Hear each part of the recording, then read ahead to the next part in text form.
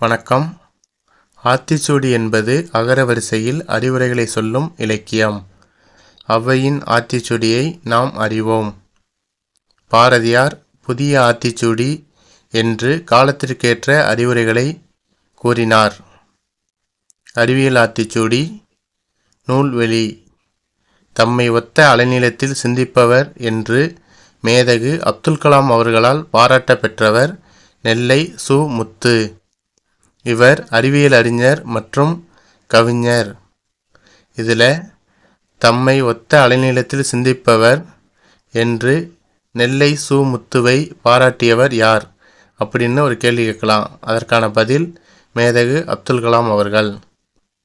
விக்ரம் சாராபாய் விண்வெளி மையம், சதீஷ் தவான் விண்வெளி மையம், இந்திய விண்வெளி மையம் ஆகியவற்றில் இவர் பணியாற்றியுள்ளார். இதில் விக்ரம் சாராபாய் விண்வெளி மையம், சதீஷ் தவான் விண்வெளி மையம், இந்திய விண்வெளி மையம் ஆகியவற்றில் பணியாற்றியவர் யார் அப்படின்னு ஒரு கேள்வி கேட்கலாம். அதற்கான பதில் நெல்லை சு. முத்து.